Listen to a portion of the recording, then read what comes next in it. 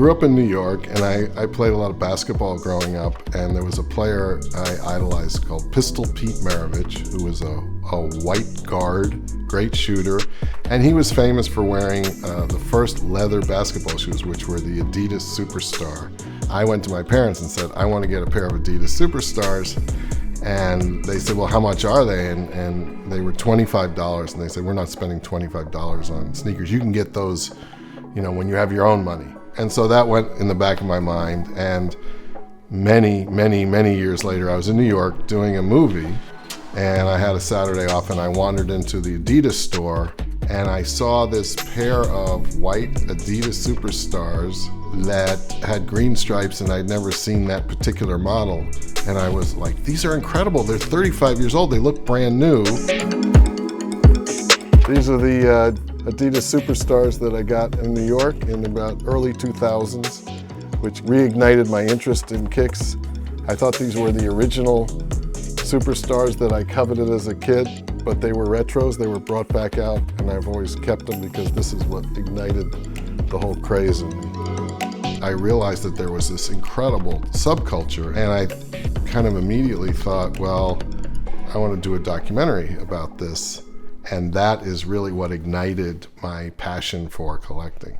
The Bred 1, black and red, is the Jordan 1 sneaker. There have been 35 Jordans. This is the first one, which was black and red for the Chicago Bulls.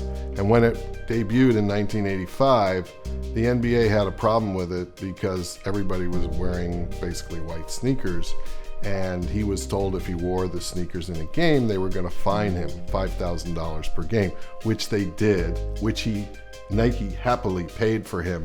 And that blew up the shoe. It made it a shoe that everybody wanted. So much so that eventually one of the retros that came out were called the band Bred ones, and they have two X's on the back of the heel. And that shoe became very coveted because it was the band Bred 1. But essentially, without Michael Jordan, there's no sneakerheads, there's no sneaker community, and it all started with him and that particular pair of shoes, which is great to know that it's like creating the universe. This created the universe of sneaker collectors.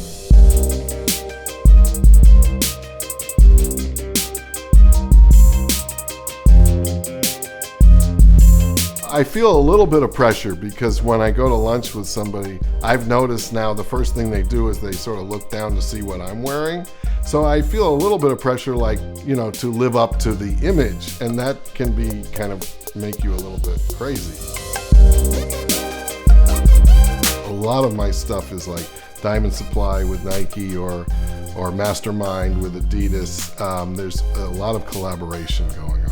And I feel like every one of these collaborations, there's an artist involved. Jeff Staple, who designed the original Staple Pigeon, which is what we started the documentary with, they came to him and said, we want you to do a dunk shoe that celebrates New York. And he came up with the concept of making the shoe in the colors of a pigeon. And people were so excited to get a pair of these, they were locking themselves to the chain link fence so they wouldn't lose their position in line. The police had to come. There was like a riot over these sneakers. And he went on to have this, he's got an incredible design company.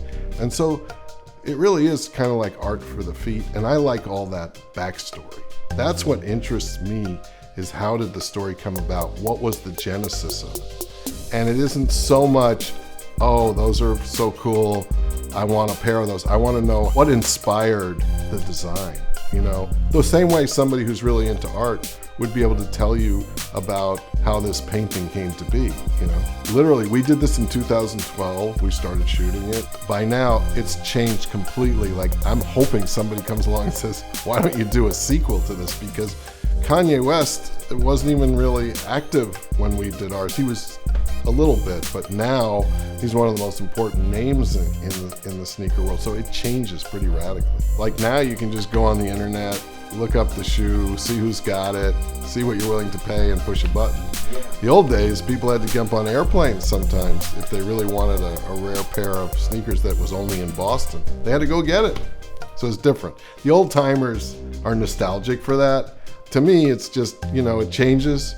and it's all part of the same culture.